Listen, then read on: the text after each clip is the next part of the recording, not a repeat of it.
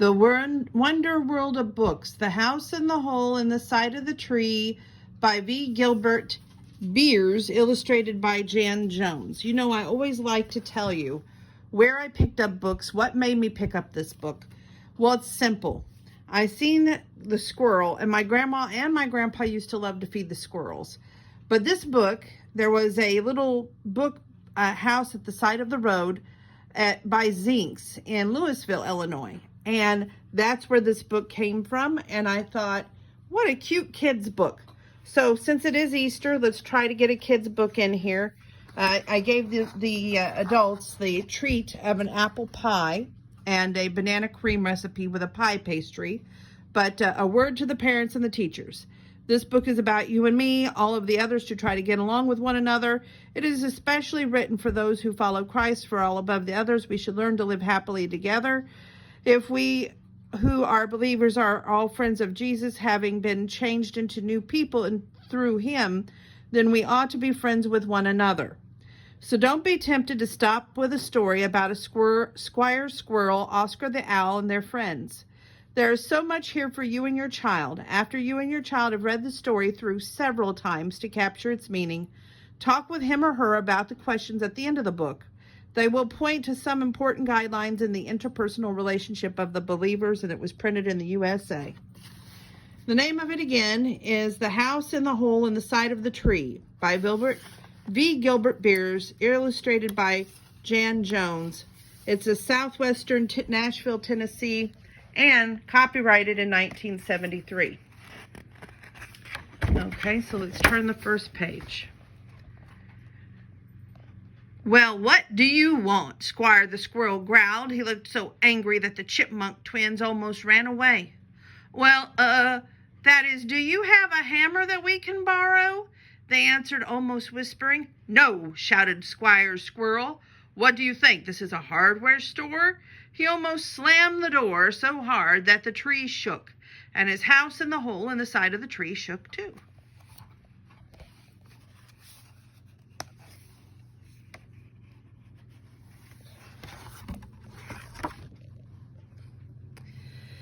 Squire mumbled and grumbled all the way up the stairs. He looked around his house to be sure that it was all right. He had not made the house very well. He knew that he must stop slamming doors or the whole house would fall down.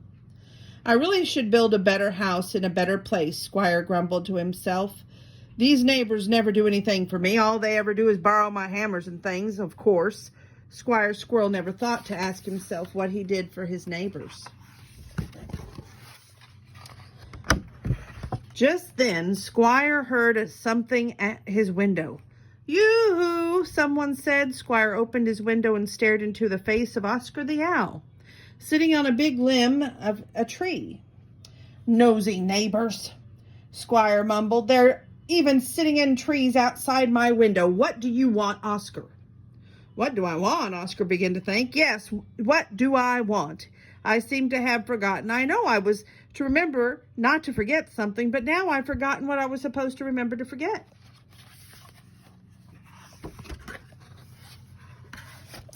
I was supposed to want to borrow something too, Squire shouted. Why, yes, of course, said Oscar. How thoughtful of you to remember, but what was I to borrow? Let me think. Oh, yes, I need a measuring stick. Squire slammed the window so hard that a board fell from his house in the hole in the side of the tree. If I had a measuring stick, I'd wrap it around his silly neck, Squire grumbled. Squire flopped down in his big easy chair. It was very quiet now in the house. He thought for a moment that it would be nice to have some friends. But just as he started to think that, he heard a noise outside. Bang, bang, crash, crash, bang. Squire ran to the window and opened it wide. He could not see anything special, but he could still hear that noise. Then Squire shouted as loud as he could, Will you be quiet? Of course, Squire didn't know that he was making more noise than the noise was making. Will you be quiet? That's so cute. Squire had just slammed the window shut when he heard someone knocking on the door downstairs. When he opened it, there were his next tree neighbors, smiling and looking as very happy squirrels. "Do you have a saw that we could borrow?" they started to say, but Squire slammed the door without bothering to answer. That night, Squire lay in his bed for a long time looking at the big moon over his next tree neighbor's tree, and he felt very lonely. He felt very sad.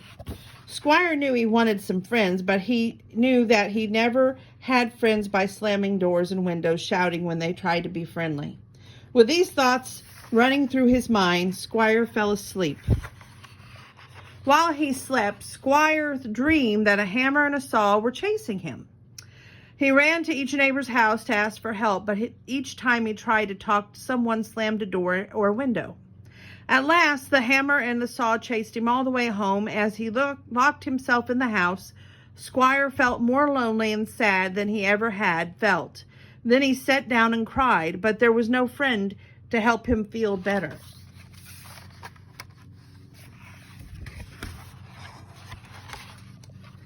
The next morning, Squire the squirrel woke up suddenly. Someone was knocking on his door. He ran down the steps and he opened the door. Squire almost expected to see the big hammer and saw standing there, ready to chase him again, but instead he saw all his neighbors laughing and looking very happy. Squire started to ask, "Well, what do you want?" But he didn't. Then he started to slam the door, but he didn't. He kept thinking about his dream. He knew how it felt to have someone slam a door when you come to see him. Squire was happy that a hammer and a saw were not chasing him now. He was very happy that his neighbors were not slamming doors, and he was very happy that they had come to see him. "Will you come in?" Squire asked. "Will you have breakfast with me?" "Later," they all shouted cheerfully. "Come with us. We have a surprise for you." And look at the sun. It's even smiling.